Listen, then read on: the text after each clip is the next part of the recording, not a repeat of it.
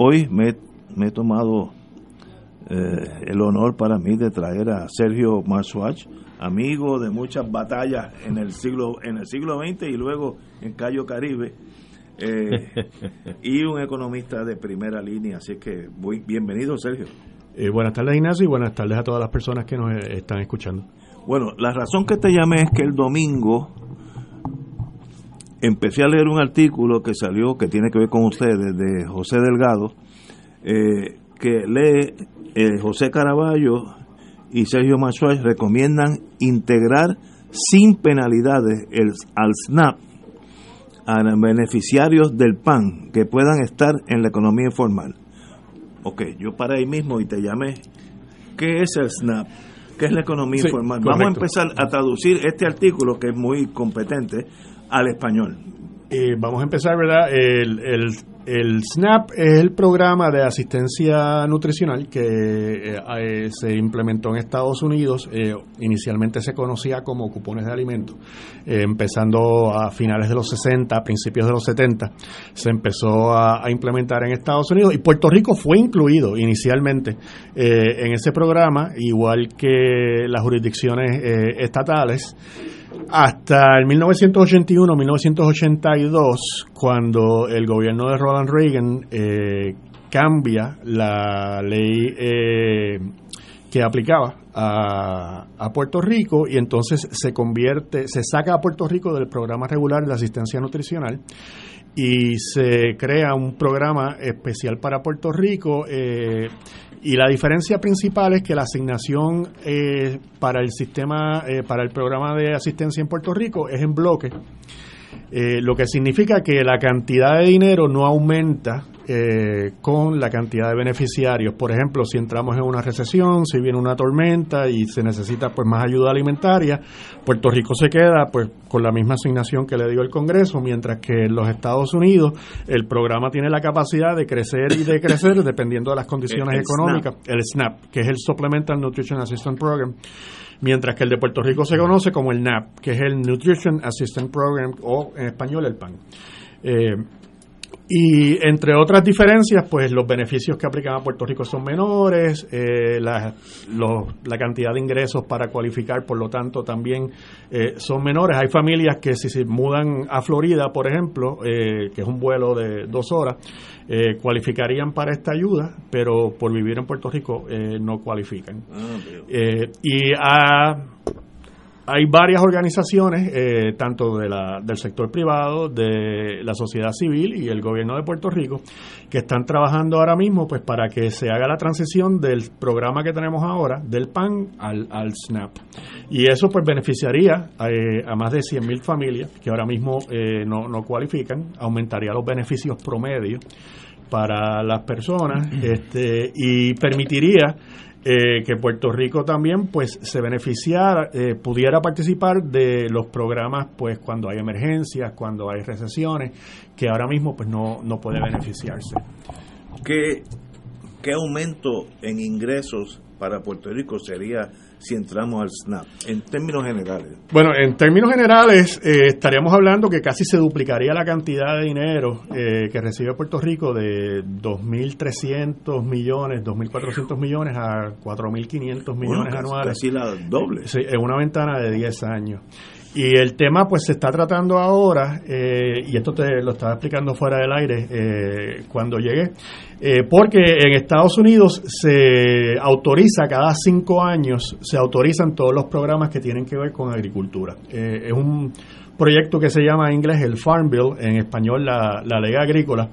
Es un proyecto que se autoriza cada 5 años y es un proyecto de legislación masivo que incluye todos los programas de asistencia agrícola, no solamente a las personas de bajos ingresos, sino también los subsidios a los agricultores, los seguros para los que tienen cosechas cuando tienen inundaciones, el dinero pues para la conservación de suelo, el dinero pues para los bosques, el cuidado de los bosques y la vida silvestre, y es un proyecto que vence el actual vence el 30 de septiembre de este año, y por eso es que el tema está... Eso es ya mismo. Correcto. Mañana. Sí. Y pues, como te dije, se han aprobado, según el servicio del Congressional Research Service, se han aprobado 18 de estos proyectos. O sea que el primero se aprobó hace 90 años, se aprobó en los años 30.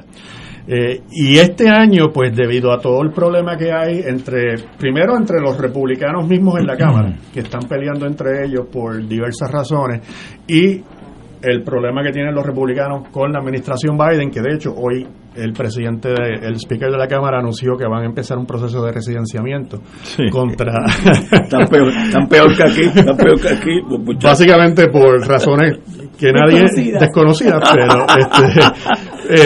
pero sí, ese ambiente pues ha complicado, y de hecho este proyecto de ley, la ley agrícola, usualmente se aprueba bien sin mucho problema, porque los republicanos apoyan los subsidios a los agricultores, que tienden a ser conservadores, que tienden a ser de estados, que tienden a votar republicanos, y los demócratas pues le apoyan la asistencia nutricional, que tienden a ser las personas pobres que viven mayormente en zonas urbanas, aunque también aplica a zonas rurales, y pues usualmente pues se llega, como se dice allá, ¿verdad?, a un compromise, un acuerdo, y se aprueba.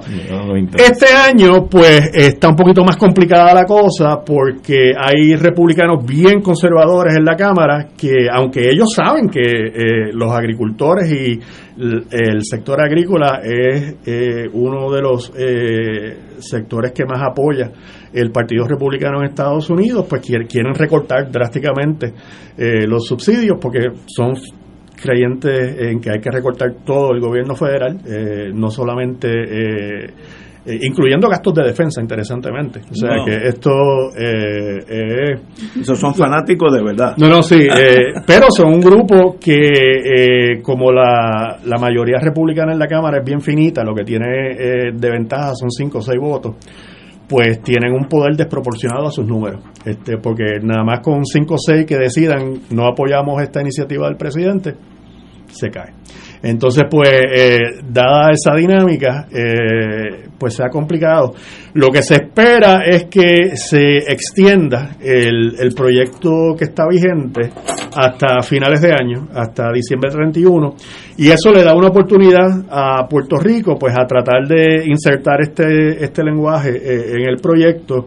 La Oficina de Presupuesto Congresional estima que si se quedara el proyecto como está, el gasto sería de 1.4 trillones de dólares a través de los próximos 10 años. Trillones, conté. Sí. Durante los próximos 10 años. Wow. Eso le da una idea a la gente de lo importante que sigue siendo el sector agrícola en Estados Unidos.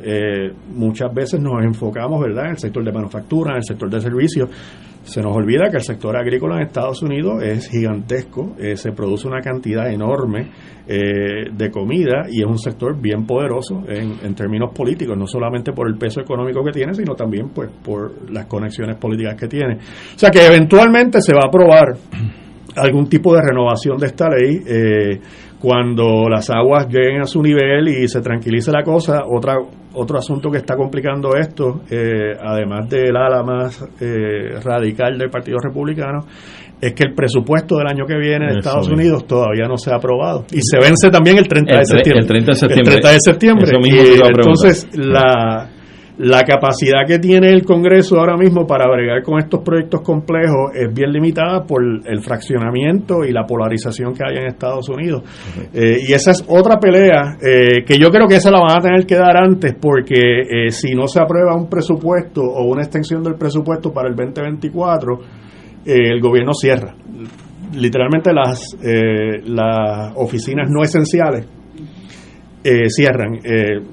Sí, la gente seguiría recibiendo el seguro social. Tampoco quiero crear un pánico, ¿verdad? O sea, hay programas que continúan como siempre. Que ya lo pasamos hace poco, eso. Sí, con el presidente Trump pasó en el 2018. O sea que pues todas las funciones no esenciales del gobierno federal pues cierran.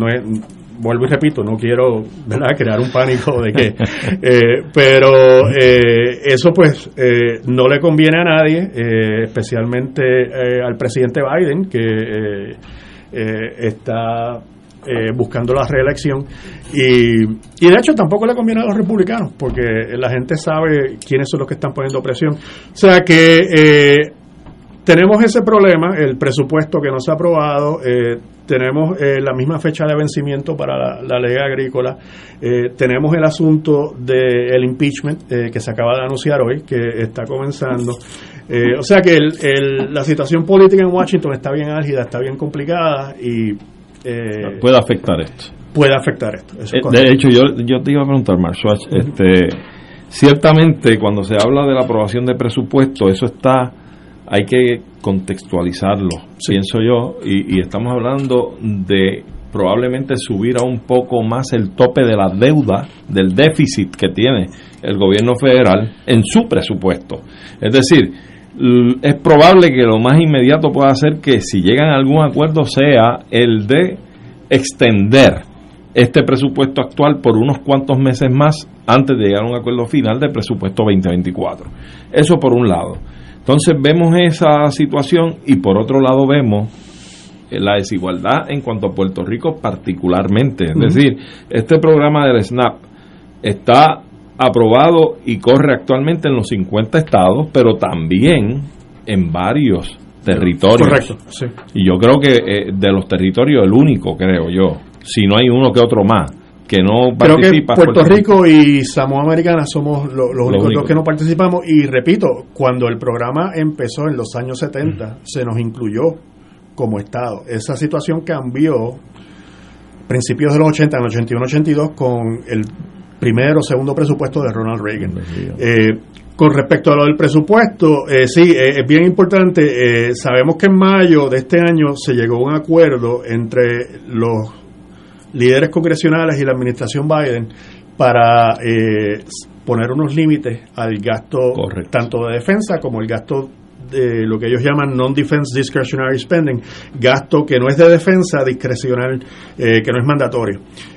Y los republicanos de la Cámara no han honrado ese acuerdo. Básicamente ellos dijeron, lo que acordamos con el presidente es un máximo, nosotros podemos autorizar un gasto menor, y de hecho eso es lo que han hecho hasta ahora, mientras que el Senado lo tomó como un máximo y han aprobado resoluciones para gastar el máximo. El presupuesto de Estados Unidos se divide en 12 proyectos de ley todos los años por distintas divisiones de gobierno, defensa, agricultura, ese tipo de cosas, el FDA, el Departamento de Estado. Entonces, y son 12 proyectos que en conjunto constituyen el presupuesto de Estados Unidos. Los 12 proyectos que han salido del Comité de Asignaciones del Senado han honrado el acuerdo con el presidente. Los que han salido del Comité de Asignaciones de la Cámara, ellos han tomado la posición, como dije, de que lo que se acordó con el presidente es un máximo. Nosotros, si queremos, podemos autorizar menos. Ese es el primer tranque. El segundo tranque que hay es que, además de eso, y esto no se supone que se incluya en los proyectos de presupuesto, técnicamente las reglas lo prohíben, pero siempre lo hacen, se están incluyendo unas provisiones de política pública sumamente controversiales, lo que en inglés se llaman policy riders. Me refiero, pues, que se asigne más dinero para el muro fronterizo, que Trump dijo que iba a hacer y nunca terminó de hacer, que se reduzca, los republicanos pidiendo que se reduzca el dinero para el FBI y el Departamento de Justicia por las investigaciones que le están haciendo a Trump, específicamente prohibiendo que se utilice dinero del presupuesto para investigar al expresidente. Se está también, buscan cambiar la política del Departamento de Defensa con respecto al aborto y el cuidado médico de las mujeres que son empleadas tanto del Army y las civiles que trabajan de las Fuerzas Armadas, debo decir, no es solamente el Army, de todas las Fuerzas Armadas y del Departamento. O sea que son unas iniciativas que son en verdad píldoras venenosas. Los republicanos saben que los demócratas nunca van a aprobar esto, pero lo están poniendo precisamente para crear el tranque. Wow. Entonces, entre la aprobación de gastos menores de lo que se había acordado con el presidente y estas propuestas de política pública súper controversiales que, repito, ellos saben que los demócratas no van a aprobar nada de esto, lo hacen a propósito pues para crear el tranque, pues puede ser que ese tranque dure hasta diciembre. de este año también, como sucedió varias veces con el presidente Trump. Entonces, si eso sucede, habría que dejar para el año de elecciones la ley agrícola, lo cual ya crea otro ambiente, ¿verdad? Porque ya en año de elecciones, el Congreso ya en junio está pensando en sus elecciones, de hecho, en irse a hacer campaña. O sea que habría que ver si se pudiera incluir. Pero usted tiene toda razón, esto es un programa que discrimina expresamente en contra de Puerto Rico, y así no era desde al principio. Cuando esto empezó en el año 72-73 en Puerto Rico, se incluyó a Puerto Rico como un estado. Y esto es un programa que ayuda a las personas más pobres que necesitan ayuda nutricional, que por razones que sea, pues no tienen el dinero suficiente. O sea que fíjate, esas actuaciones de los republicanos contra Puerto Rico en términos de discrimen y demás, viene desde la época de Reagan en cuanto a este programa, ¿sabes? Pero desde la relación inicial con nosotros, en distintas otras facetas y presidencias. Bueno, la ventaja que tenemos en este sentido es que como las aguas están tan álgidas allá, ¿verdad? Están turbias, y el costo del o sea, como dije, es una ley masiva, son 1.4 trillones de dólares, pues se puede colar. Exacto, tú como, ¿sabes? 2.000 millones es un montón de dinero para Puerto Rico, ciertamente, claro. Pero si el proyecto como tal son 1.4 trillones, pues se diluye.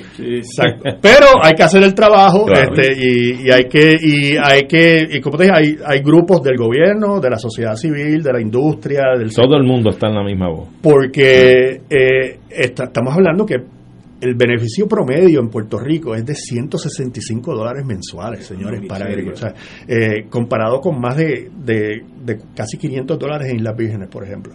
Están ahí al lado. Sí, oye, o sea yo no sabía que había ese discrimen tan marcado. Marcado. Y 55%, para dar unos datos básicos que debía haber hecho al principio, en Puerto Rico actualmente se benefician 780,000 familias de este programa, 1.3 millones de puertorriqueños. 55% de esas familias son de una persona. En su mayoría mayores de 65 años. Okay. O sea que son personas verdaderamente que viven solas, que necesitan esta ayuda. Que a esa edad ya gran parte de su ingreso o presupuesto se dedica a subvencionar los medicamentos. Mira, en Hawái, por ejemplo, el beneficio promedio, que es una jurisdicción que usualmente nos comparan, porque Hawái son islas que quedan, es 527 anuales, mensuales, mientras que Puerto Rico es 165.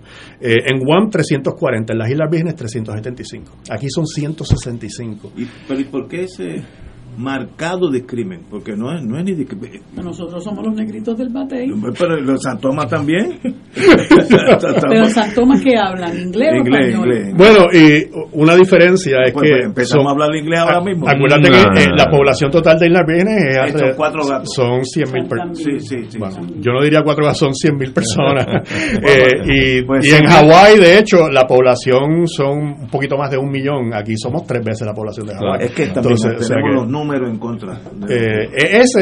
Yo creo que ese fue uno de los issues principales, aunque también hay un factor ideológico que no se puede dejar afuera, ¿verdad? Para ser honesto, o sea, fue la administración Reagan en su primero o segundo presupuesto el que limitó a Puerto Rico, nos sacó del programa que aplicaba a los 50 estados y crea entonces este programa por asignación en bloques, lo que en inglés se llama un block grant, que como dije, pues limita la flexibilidad que tiene Puerto Rico para atender las necesidades de estas personas. Y otra cosa, los republicanos se atreven, pero lo que yo te he dicho de la hipocresía de los demócratas, ¿cuántos presidentes demócratas han habido? Y con congresos de su partido, y no han enmendado nada, ni han hecho nada. Bueno, y eso lo vimos recientemente en otro programa que fue objeto del caso del Tribunal Supremo, el caso de Baelo Madero, donde la administración Biden, por un lado, le envía un presupuesto al Congreso donde, ¿verdad?, sugiere que se incluya a Puerto Rico en el programa de seguro social suplementario,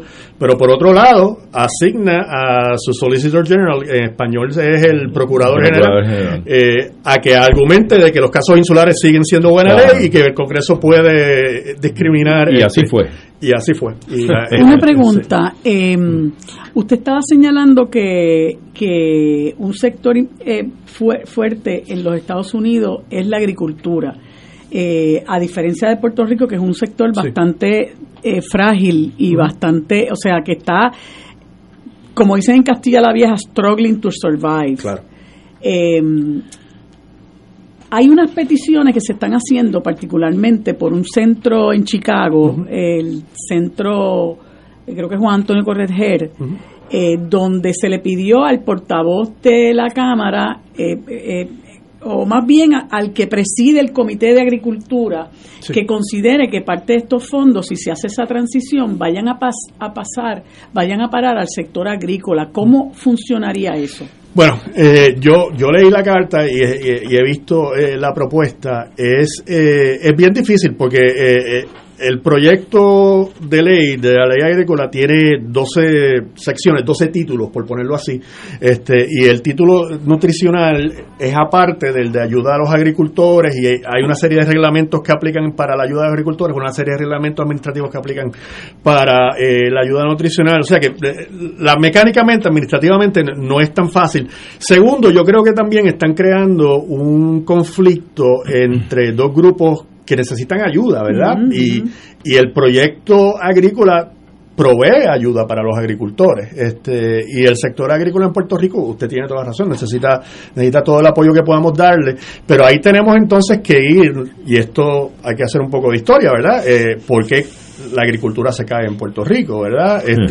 Por muchos años, por décadas, se nos vendió que la agricultura era el pasado, no era progreso, era el jibarito que se moría de hambre, el futuro estaba en la manufactura, en las ciudades. Había todo un proyecto político, ¿verdad?, que se montó sobre esa retórica, ese discurso, y sabemos claramente también que el apoyo principal de Muñoz, los opositores principales de Muñoz eran los intereses cañeros, los intereses grandes agrícolas, muchas veces en alianza con el capital norteamericano. O sea que, y pues el Partido Popular reaccionó a eso, como, ¿verdad?, cualquier líder político diría, bueno, pues ustedes no me están apoyando, también los echo a un lado, ¿verdad? Y entonces digo, les ofrezco esto. O sea que también hay una lógica histórica que no podemos olvidar, un contexto histórico, ¿verdad?, de por qué la agricultura se ha abandonado en Puerto Rico.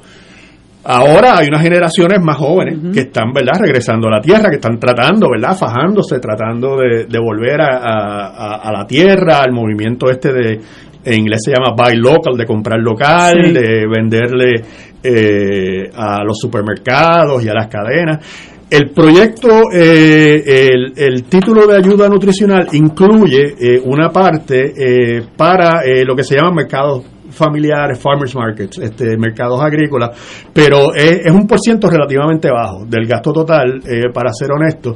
Pero, ojo, eso se pudiera negociar con el gobierno federal. A Puerto Rico, el proyecto de ley que presentó la comisionada residente, que es el HR 253, para el que lo quiera buscar, básicamente lo que autoriza al gobierno de Puerto Rico a hacer un plan de transición que eventualmente tiene que ser aprobado por el secretario de Agricultura, y ese plan pues está sujeto a negociaciones, ¿verdad? Y las reglas del programa son parecidas a las de Medicaid, en el sentido de que Puerto Rico, pues dentro de unos parámetros federales, igual que los otros estados, pues puede diseñar su propio programa, siempre y cuando cumpla con unos parámetros, y en algunos casos se pueden pedir hasta relevos, waivers de ciertos requisitos. O sea que esa pudiera ser muy bien una, ¿verdad? En vez de poner a pelear estos dos grupos por la misma cantidad de dinero, pues primero, pues tratar de ayudarlos para que, mira, hay otras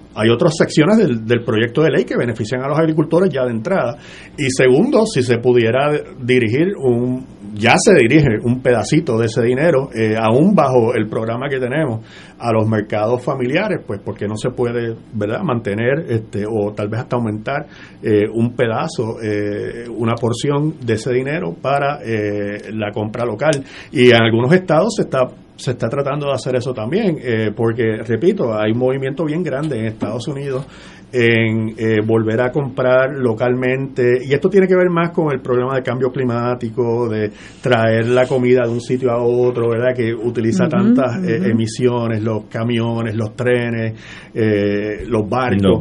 O sea que, y pues motivados en parte por el problema del cambio climático y en parte pues porque la comida fresca es mejor, es más saludable. Ahora, esto es un asunto que según la pregunta de Marilu y lo que usted plantea, es interesante porque yo estoy dándole pensamiento a la posibilidad de que por un lado hacer el esfuerzo para conseguir que dentro de la asignación pueda haber una subvención que pueda ser dirigida más bien en mayor cuantía a la agricultura.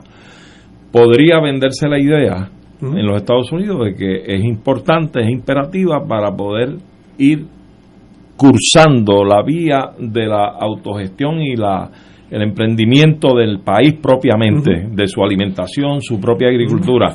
Y por otro lado también eso puede tener el obstáculo de que los grandes intereses de exportación de alimentos en Estados Unidos puedan decir, me puedes debilitar el mercado que tengo en el Caribe o en esa isla. Bueno, eso siempre es un riesgo. Las dos caras definitivamente, pero como dije, el movimiento no es solamente en Puerto Rico, por eso es que recalco que el movimiento de buy local, de comprar localmente, de utilizar los recursos, y muchos chefs famosísimos están también detrás de esto, o sea, lo están haciendo, o sea, comprando productos de Luisiana, en California, o sea, porque cuando lo sirven en sus restaurantes la comida es mejor, la calidad es, o sea que no es solamente en Puerto Rico que hay ese movimiento, o sea que eso nos puede ayudar, pero siempre obviamente sí está el conglomerado industrial agrícola, que son las grandes compañías, ¿verdad? Pero lo bueno de esto es que, repito, no tiene que incluirse en la ley los reglamentos existentes y lo que se está pidiendo que se apruebe, que es básicamente la negociación entre Puerto Rico y el Departamento de Agricultura de un plan de transición.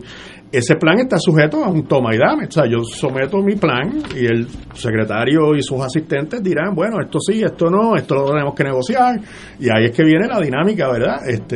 Uno esperaría que el gobierno de Puerto Rico tuviera esa capacidad, ¿verdad? Y pudiera ese juego de pie para negociarlo. No tengo, ¿verdad?, evidencia de lo contrario, pero uno nunca sabe. ¿Cuáles son las fechas críticas aquí para el SNAP?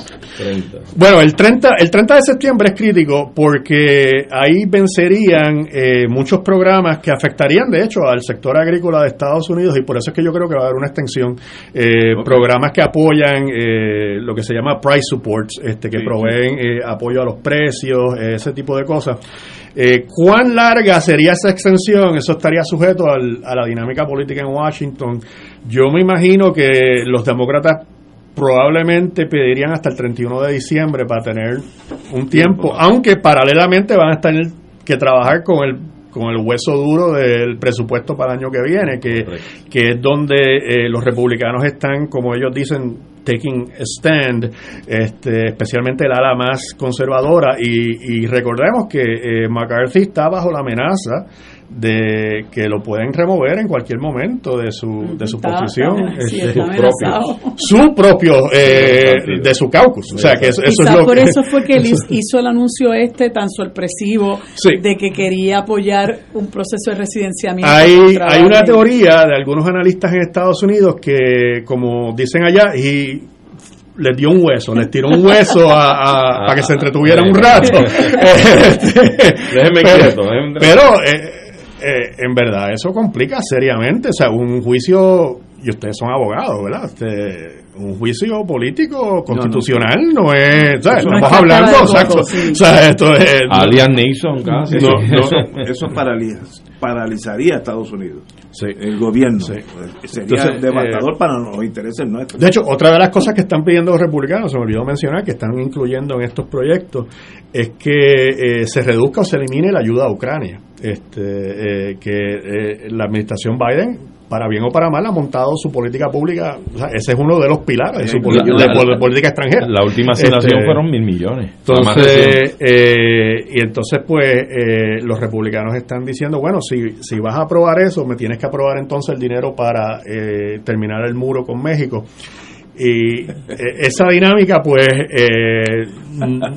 mucha gente dice, las aguas están bien turbias, como dijo el licenciado, no se ve claramente, ¿verdad?, cómo ¿cómo vamos a salir de esto? El último speaker que tuvo una situación similar fue John Boehner y acabó renunciando en el 2015, cuando su propia gente básicamente le dieron la cartilla y él dijo, mira, se molestó tanto que hasta no solamente renunció a la presidencia de la Cámara, renunció al Congreso, se fue literalmente de Washington. Y McCarthy estuvo a punto de que le ganara un demócrata. Bueno, sí.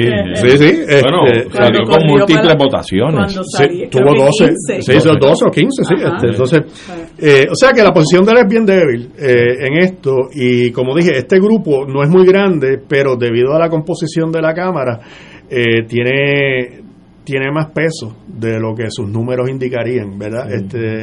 Como dicen en inglés, they punch above their weight. Porque esa mayoría numérica, ese pequeño grupo la puede fraccionar y entonces... Correcto, sí. Entonces no se aprueba nada. No se aprueba nada. Entonces, a eso le tenemos que añadir pues que en el Senado siempre, y esto siempre ha sido igual, en el Senado un senador o una senadora puede parar todos los procedimientos, o sea, por las reglas arcaicas también del Senado de Estados Unidos.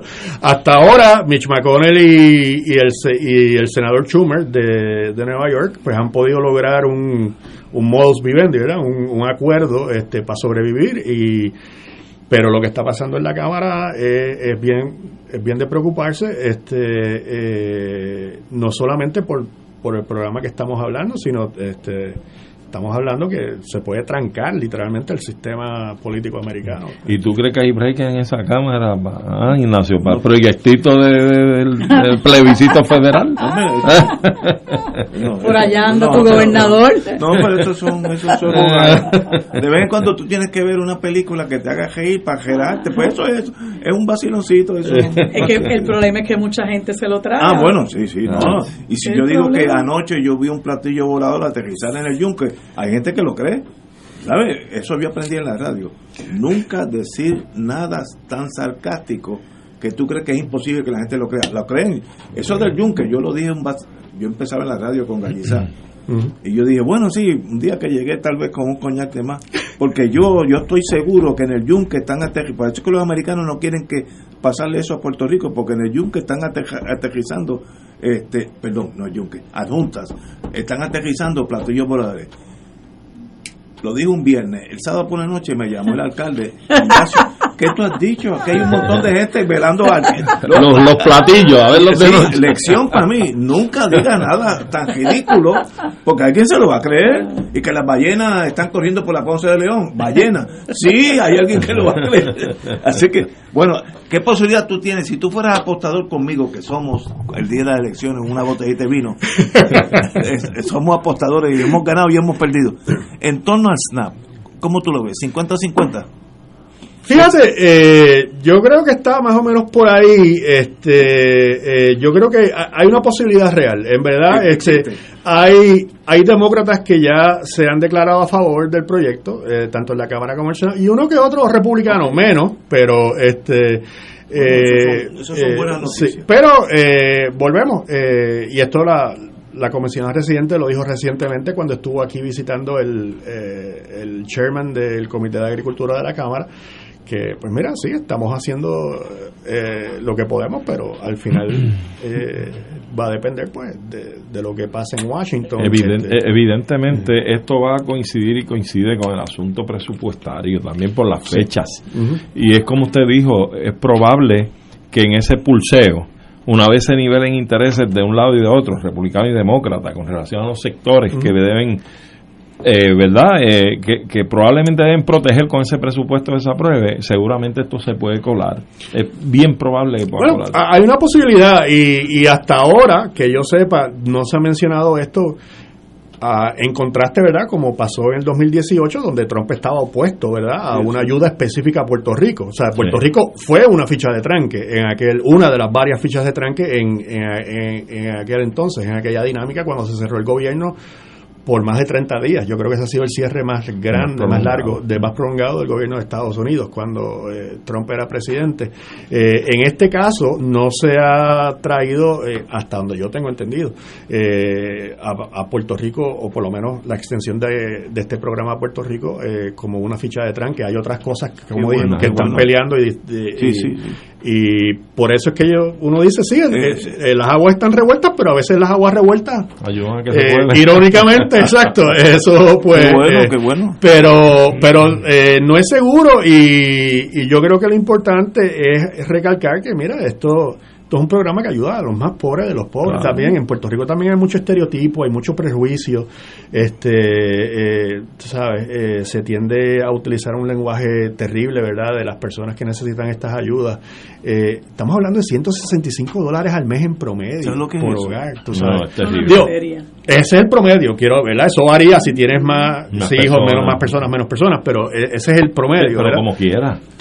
Entonces lo que eso te indica también es que esas personas no están viviendo solamente de ese ingreso, se las tienen que buscar de alguna manera, y usualmente es en la economía informal, ojo, no necesariamente ilegal, porque esto es otra cosa, la gente confunde la economía informal con la economía ilegal, y eso uno puede estar haciendo trabajo perfectamente legal. Carritos hot dog y tú no reportas. Mecánico de automóviles, de jardinería, barbero, peluquería, haciendo uñas, lo que sí yo veo positivo, y le pido que me aclare porque no estoy tan ducho en la materia, es que por un lado los cupones, que es lo que existe, si usted tiene el recipiente de esos beneficios, trabaja o gana más de cierta cantidad de dinero, o tiene una cuenta de ahorro y tiene más de cierta cantidad de dinero en esa cuenta, le eliminan. Hay límites de ambos, de ingreso y de activo. Entonces, ese es un problema que se ha identificado desde hace años con el diseño del programa, que una persona si se gana $1 más de ingreso por encima del límite, pierde 100% de los beneficios. Entonces, pero Snap provoca que tú recibas beneficios, pero que te tiene el mismo problema, sí, y eso habría que resolverlo con legislación, ya eso es un poco más complicado, pero existe una solución relativamente fácil, que es que el beneficio se vaya reduciendo escalonadamente mientras la persona va recibiendo ingresos hasta que llegue a un punto donde no lo necesita más. Exacto. Así es como funciona el crédito por ingreso devengado, que en Puerto Rico ha sido muy exitoso en traer la gente a la economía formal, y según el secretario de Hacienda, más de 500,000 de personas lo solicitaron, lo reclamaron en la última planilla. Señores, Sergio, un privilegio tenerte aquí. Me han preguntado quién es su señoría. Sergio Marswatch, amigo de muchas batallas en combate en varios escenarios, y uno de los directores. ¿Cuál es tu título? Director de Política Pública del Centro para la Nueva Economía. Centro para la Nueva Economía. Yo diría los mejores economistas en Puerto Rico ahora mismo salen de ahí, porque yo no puedo decir que uno le ve el doblez partidista al Centro de la Nueva Economía. Bola y strikes, y eso es excelente. Necesitamos más gente que digan las cosas como son. Y uno de nuestros más reputados economistas. Sí. Hermano, pues un privilegio tenerte aquí. Muchas gracias, Ignacio, y gracias a los panelistas por estar conmigo hoy, y buenas tardes a todas las personas que nos estaban escuchando. Gracias a usted por venir.